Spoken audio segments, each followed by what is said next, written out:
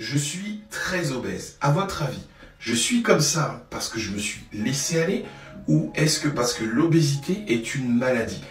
J'aurais aimé savoir parce qu'effectivement dans les... Bon, bah on va essayer de répondre à cette question ensemble. Comment on en arrive là? Qu'est-ce qui fait qu'une personne qui mange, parce que moi je connais des personnes qui mangent autant que moi, par exemple quand ils vont dans un fast-food, mais ils prennent pas 1 kilo. Et ces personnes-là, on va me dire oui mais c'est parce qu'ils font du sport. Non, il y en a, ils sont geeks, qui passent leur journée à faire des jeux vidéo et qui mangent des burgers, des kebabs et qui prennent pas 1 Alors kilo. effectivement, on est tous inégaux face à la prise de poids.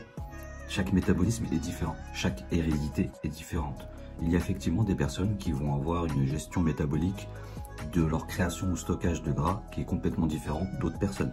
C'est de l'injustice, je le sais, mais c'est une réalité aussi. On appelle ça l'épigénétique ou la génétique. Sur les différents facteurs qu'on peut trouver et qui ont été plus ou moins listés par une étude britannique en 2018, on nous en énumère un peu plus de 110. Vous imaginez plus de 110 facteurs, ce qui est énorme pour une maladie. On retrouve forcément la génétique et l'épigénétique. C'est une réalité que certains ne veulent absolument pas entendre, mais ce sont des faits. Et c'est pas parce qu'on liste des facteurs que ça veut dire qu'on liste des excuses. C'est juste des causes qu'il faut résoudre et un travail qu'il va falloir mener.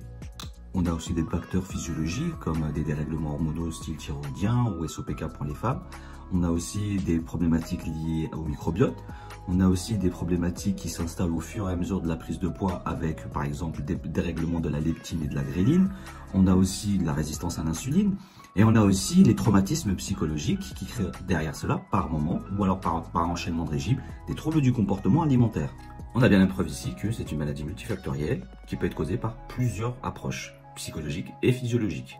À cela, pour revenir sur la phase justement de laisser aller, effectivement, au bout d'un moment, les personnes qui sont en situation d'obésité et qui enchaînent des régimes, fatiguent aussi parce qu'elles restent encore une fois des personnes humaines.